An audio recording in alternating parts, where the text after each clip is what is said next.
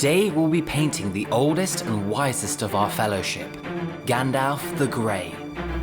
As the leader of the fellowship, it is Gandalf that uncovered the true nature of the One Ring that Frodo has in his possession.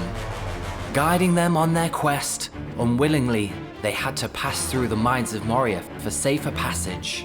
But what they found was shadow and flame. Lie, you fools. And now, let's paint Gandalf the Grey. Before we paint our Gandalf today, we prepared him first with an undercoat of matte black spray. This will help with our dark grey tones for his robes, and it's a good starting point.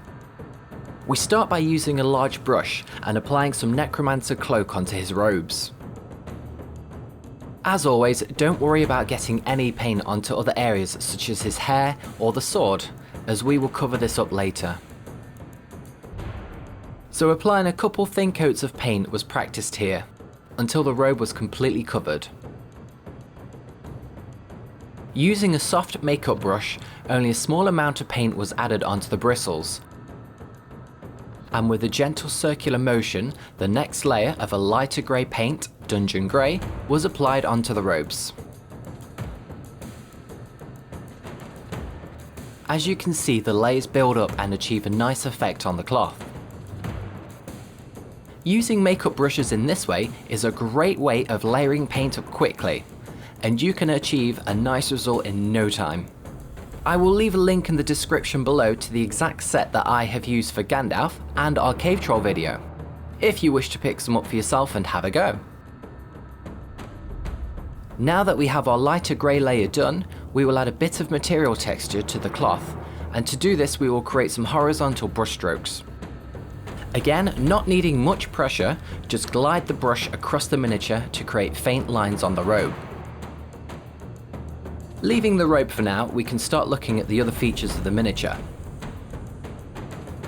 And to begin with, deep blue was the base coat of choice for Gandalf's hat.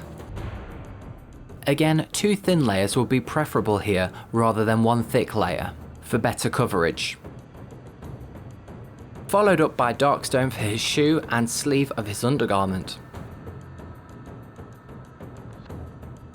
The flesh was painted with tanned flesh. At this point now, try to be careful and not get any onto the robes. However, if you do, we have only used a couple colours so far, and any mistakes can be easily fixed at this point. His staff, or his walking stick, was given a coat of dirt splatter, and this will be our base coat for the wood. Stone Golem was the colour of choice for Gandalf's big grey beard. This was painted with a light colour, as we will use washes to add the grey shades later. And using a lighter colour will make his beard and hair stand out over the grey of his robes. And finally, gunmetal was applied to the sword. And after this paint, our base coats for now are complete. Our next stage will be to apply shades to the miniature in order to create the subtle shadows. These highly liquid paints run into the cracks and folds of the surface, and the sculpted details then start to take form. And it's a quick process. Flesh wash was used for the skin, and whilst this was drying, we followed up by applying strong tone for the staff, undergarment and shoe. Blue tone was used for the hat, especially at the back where the folds are. And don't forget to add the shade to the undersection too, where it would be naturally darker. Now we want to add a grey shadow to the beard. As we don't have a grey shade, and using black would be too harsh, we created our very own wash by mixing a small amount of hardened carapace with some quick shade wash mixing medium. This was applied onto the beard and hair. You can see the paint stays perfectly in the recesses, which brings out that lovely sculpted detail. To give the sword some shade, dark tone was applied to the silver. Our hardened carapace and medium mix should still be on the palette, as it will be used to create some quick shadows for the robes. Because the paint is fairly translucent, Apply the mix into the creases and folds of the clothing, and the darker areas will start to develop. And Gandalf's grey cloak is now taking shape, and he will soon be ready to take on the Balrog on the bridge of Khazad-dûm. And this is one of my favourite parts of the first film, which leads me to my question of the day. Which version of Gandalf do you prefer in the films or books, and why? Grey or white? Let me know in the comments below, and we will see which Gandalf is most popular. Okay, so now we are ready to paint some of the details. A dark brown colour of mocha skin was added to the eye socket. Now it is a little bit tricky for this model because the hat, and particularly the staff, due to me being right-handed, is in the way. So I would suggest to tilt the model as appropriate to make it comfortable to paint. To give the skin a slightly older look, I like to use Wasteland soil, which has been diluted with our mixing medium. This was done to the same consistency as the hardened carapace that we used for our grey shadows on the beard. When applying the paint on the face, it was mainly concentrated underneath the cheeks and around the nose. And now let's layer up Gandalf's skin tones. Barbarian flesh was then used to add a brighter layer to the skin. If you thin down the paint slightly on your palette with water, it will be smoother to apply onto the skin. And you will achieve a nicer transition from the darker layer underneath to our new brighter layer. A final highlight of kobold skin was applied onto the knuckles and fingertips for his hands, and the nose, lower lip, and the cheeks on his face.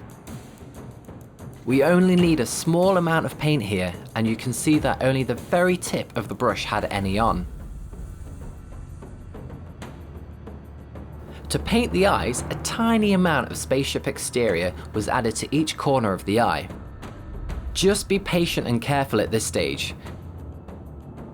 If you go wrong, you can restart by reapplying the mocha skin to the eye socket and trying again. With the skin and facial features complete, the beard was next. I applied a small amount of soft tone to the section of the beard nearest to the chin. This was to create a warmer tone of light brown towards the face. And Stone Golem was used to paint on the highlights. Not every strand of hair was painted fully. If you focus your efforts onto the upper sections, these are naturally where the lighter hair would show on the miniature.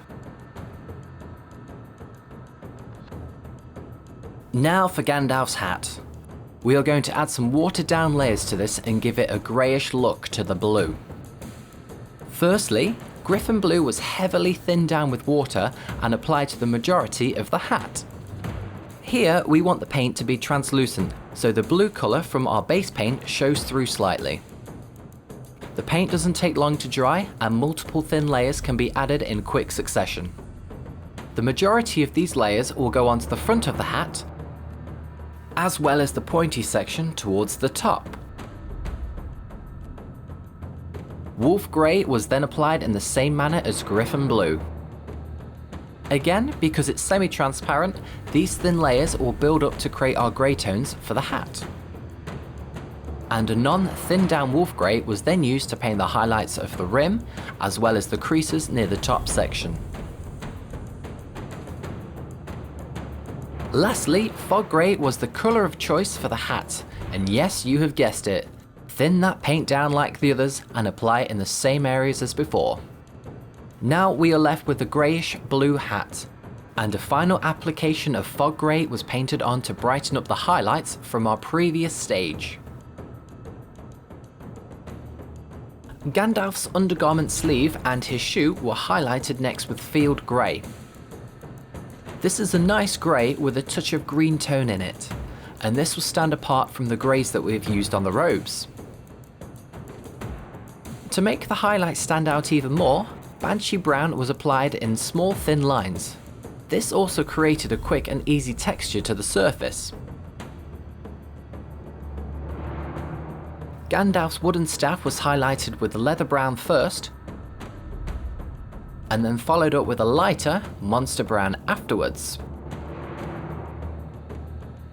A fun fact about his staff that I discovered many years after watching the films is that Gandalf houses his pipe in the top section of the staff. And I hope that you appreciate my filler content as you watch me paint. If you have any fun facts about the movies that people may not know about, and you would like to share them, then add them to the comments for everybody to read. And from one weapon to the next, we will add a highlight of shining silver to his sword, and also a thin layer on the top section towards the tip where it would be the brightest. With the majority of the miniature now complete, we will add some final details to the robe. At this point the robe looks more than good enough for a gaming standard, and you may wish to skip to the final details chapter, which I have timestamped in the description below. But for the rest of us, we shall continue. A 50-50 mix of uniform grey and medium was created and applied to the upper sections of the cloth of the robe to brighten them up, whilst leaving the shaded areas untouched. Now for a quick and creative tip here. We are going to use just uniform grey and lightly prod the tip of the brush onto our finger to split the bristles and create a number of strands. Don't worry, this will not damage the brush in any way. Or if you have an old brush that has seen better days, you can use that instead.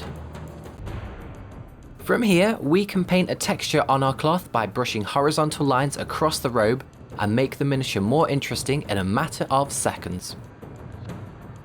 If we just used our super fine tipped brush, it would take a lot longer to paint all of those lines individually. See, we are working smarter, not harder.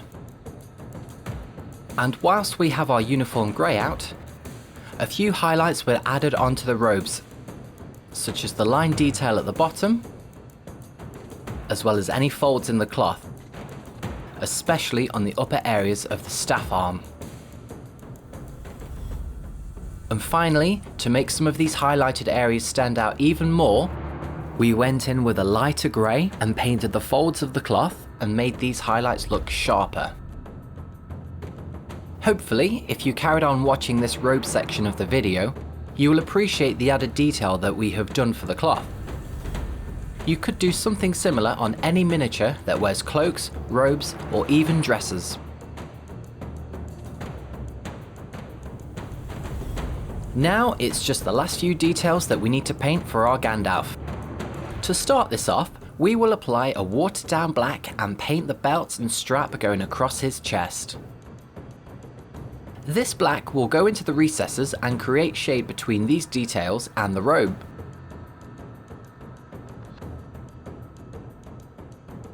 Whilst this paint is drying, I decided to add further shade to some parts of the robe and focused on the deeper recesses,